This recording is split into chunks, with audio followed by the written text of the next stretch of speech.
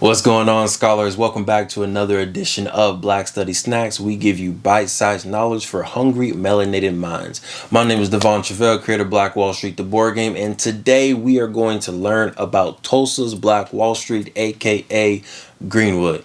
Let's get into it. Black excellence, black habits, this black medicine.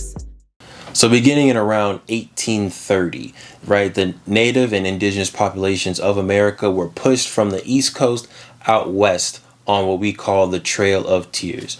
On this trail, they brought with them freed and enslaved African American populations with them across the Trail of Tears and ended up in Tallahassee or Tulsa, Oklahoma. In 1866, the United States government signed a treaty with the Native Tribes of America. Note the date, 1866. This treaty was signed, which freed the slaves of Native American and indigenous governments and tribes in America. Once they were freed, our ancestors built cities and townships all across Oklahoma, and at one point Oklahoma became the most popular black state.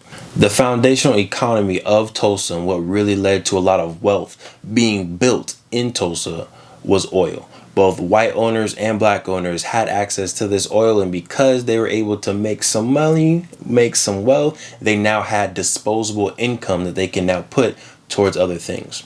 Around 1905, O.W. Gurley bought his 40 acres, and it was very intentional and strategic about only selling these 40 acres to black families or black businesses.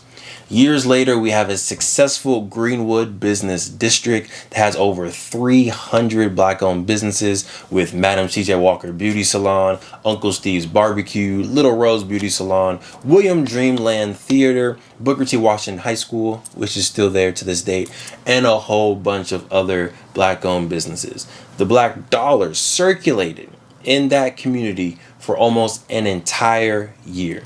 Unfortunately, May 31st, as we all know, the Tulsa riot, Tulsa massacre began, and businesses and towns were destroyed. What we don't know is right afterwards, the town of Greenwood also began to rebuild and got some pretty good success up until the 1940s, 1950s. But once desegregation started happening and folks were able to use other businesses and live other places, we see the kind of decline of the Tulsa or Greenwood area. But we will rebuild.